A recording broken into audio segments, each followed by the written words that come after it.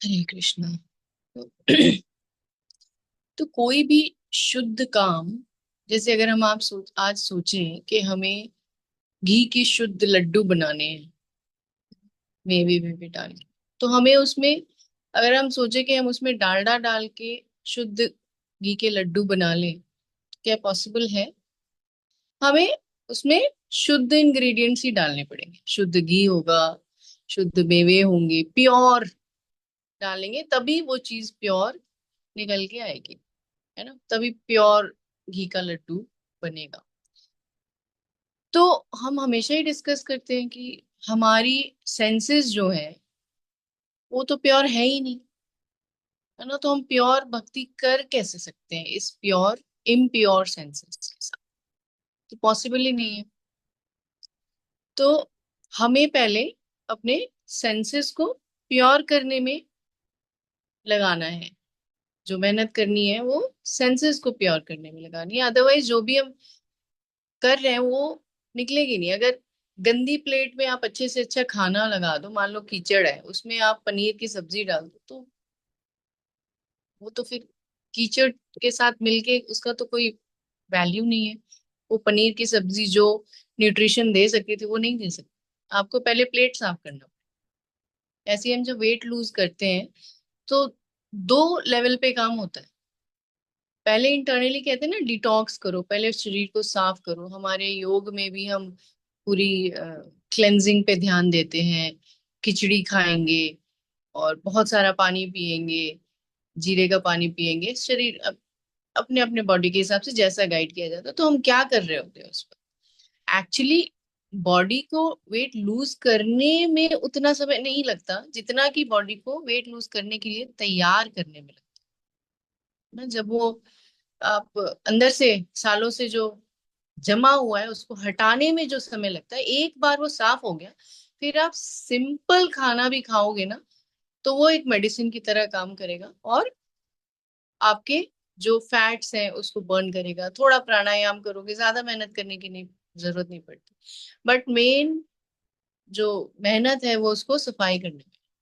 दो किसान थे, एक अपनी नॉर्मल खेती कर रहा था, सब्जियां उगा रहा था, और एक किसान जो है बैम्बू की खेती कर रहा था। बैम्बू, बांस की खेती। तो अगर हम जानते हैं बांस के बारे में, तो जब बांस निकलने में ना उसको 5 साल लगते हैं। तो सालों साल वो सिर्फ पानी देता है, खाद देता है। एक साल उधर, एक साल में उसकी खेती तैयार, उसने पैसे कमा लिए। दूसरे साल भी उसकी खेती तैयार, और ये सिर्फ पानी ही दे रहे हैं। तो बीच बीच में वो कहता भी कि तुम कर क्या रहे हो, कुछ तो निकल नहीं रहा। इतना सा भी नहीं निकलता, इतना सा भी नहीं निकलता, प्लेन जमीन रहती है। जब 4 साल पूरे होते हैं ना, और किसान छोड़ता नहीं है, वो डालता रहता है, डालता रहता है। उसको अपनी मेहनत पे भरोसा है, वो डालता है, खाद डालता है, पानी है, धूप, सब कुछ मिल रहा है। 5वां साल पूरा होते ही निकलता है, और कुछ महीने में वो 20-30 फीट का ऊपर लंबा बैम्बू तैयार हो जाता है। तो क्या ये 4 साल तक वो ग्रो नहीं कर रहा था? वो कर रहा था, अंदर जड़ों को ग्रो कर रहा था। बोलते हैं ना, जितनी बड़ी इमारत उतनी बड़ी नींव होनी चाहिए। तो अपनी जड़ों को नीचे तक फैला रहा था, ताकि जब वो तैयार हो जाए, कि जब ये बैम्बू निकले तो इतना ऊपर जाए, उसको मैं संभालने के लिए रेडी रहूं। तो ये 5 साल वो रूट्स ग्रो होते हैं नीचे, ठीक है, जो कि बहुत बहुत इंपॉर्टेंट है। तो हम भी, जब हम हरि नाम जपते हैं ना, तो हम अपने रूट्स को ग्रो कर रहे होते हैं, अपने इंद्रियों को शुद्ध कर रहे होते हैं, सेंसेस को शुद्ध कर रहे होते हैं। द मोमेंट इंद्रियां शुद्ध हो गई, हमारे सेंसेस शुद्ध हो गए, फिर हमें थोड़ा टाइम भी नहीं लगेगा, कुछ पल भी नहीं लगेंगे। जब हम शुद्ध सेंसेस के साथ पुकारेंगे, तो कृष्ण तुरंत सुनते हैं। बहुत सारे एग्जाम्पल हैं, गजेंद्र महाराज के एग्जाम्पल्स हैं, और भी हैं। तो हमें क्या, हम क्या कर रहे हैं, रोज हरि नाम का जाप करके क्या कर रहे हैं, हम अपने सेंसेस को शुद्ध कर रहे हैं, हम अपने आप को तैयार कर रहे हैं कि हम इस इतने स्ट्रांग हो जाएं अपने शुद्धिकरण करके कि द मोमेंट उस भाव से हम कृष्ण को पुकारें, वो सुन ले। इसीलिए देखिए हमारे सभी सभी सभी एक्टिविटीज में हमारे गुरुजन हरि नाम को सबसे ऊपर रखते हैं। हर वक्त जाप करो, जब मौका मिले जाप करो, हमें तैयार कर रहे हैं।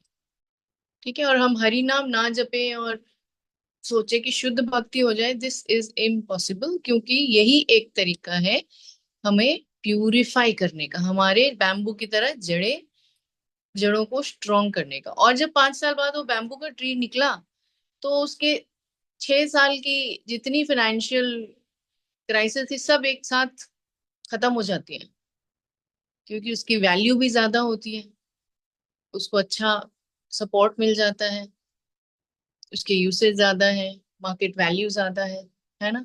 तो हम ये कोई साधारण काम नहीं कर रहे, हमें जाना है गोलोक धाम, हमें सुप्रीम के पास जाना है। तो हमारी मेहनत और शुद्धिकरण भी उसी हिसाब से होनी चाहिए, और होगी तो ही हम वहां पहुंच पाएंगे। ये बहुत प्रकृति में भी बहुत एग्जाम्पल्स होते हैं, जो चीज कीमती होती है उसमें समय लगता है, और समय उसको बनाने से ज्यादा उसको हैंडल करने में लगता है, हैंडल करने के लिए खुद को तैयार करने में लगता है ना। एकदम से किसी को सक्सेस मिल जाए तो वो हैंडल थोड़ी कर पाता है, घमंड आ जाता है, पैसे खर्च हो जाते हैं, नहीं पता, प्लानिंग नहीं होती।